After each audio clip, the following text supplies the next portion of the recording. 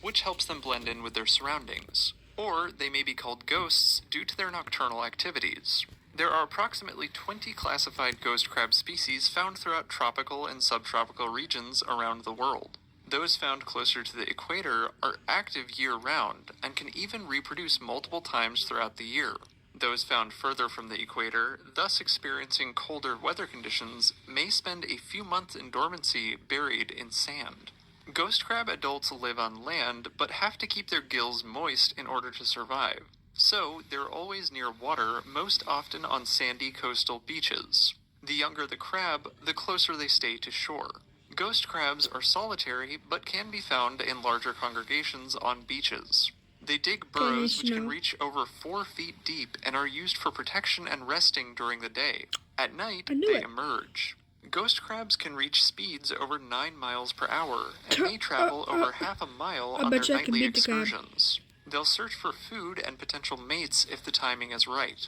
These crustaceans are scavengers and eat debris that washes into their burrows, other crabs, clams, as well as sea turtle eggs. In fact, their impact on sea turtle nests can be so great that the crabs need to be controlled on certain beaches.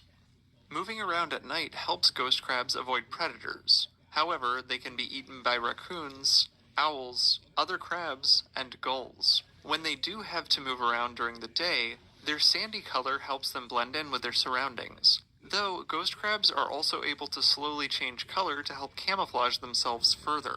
Some species come a little more colorful, like this horned ghost crab that looks purple. Speaking of horned ghost crabs, some ghost crab species have little horns over their club-like eye stalks. These light-sensitive eyes allow them to see well at night and give the crabs 360-degree vision. In size, ghost crabs can reach up to 2 inches in length as adults.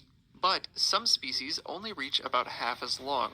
Their burrows are only as large as the widest part of their shell, and they'll find a new burrow each morning.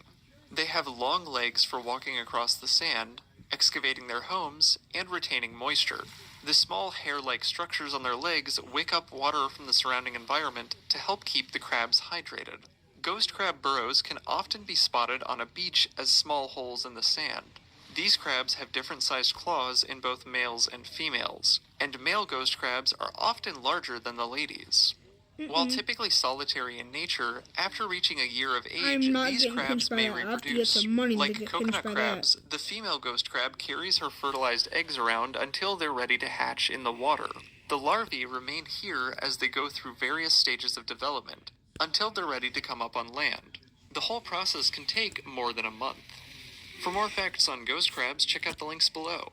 Give a thumbs up if you learned something new today. Thank you to our patrons, Spike Spiegel 93, Dad, and everyone else for their support of this channel. Thank you to Nozilla for today's request. And thank you for watching Animal Fact Files. Don't wait in line. Shirt that I'm wearing from the Sportfish Center, and that's at the Hart Research Institute where they tag sharks.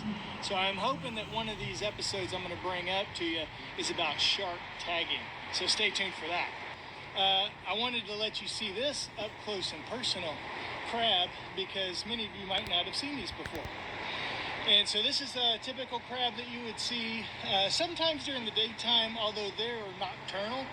And nocturnal means that they come out and feed on all kinds of things on the beach. You'll see vegetation in the high tide line. They feed on that. They also feed on insects, and then they live in these holes. And so these would be nasty. And really protects them. And if you see them at the high tide line, they're going to be behind some vegetation and hunkered down. So they're real cool little crabby. And if you're gonna grab, I would say don't grab them. These you don't want to mess with wildlife and stuff. I mean, because that's where they live. He ran about 10 feet that way.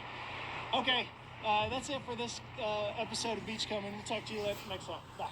Bye guys. Peace, y'all.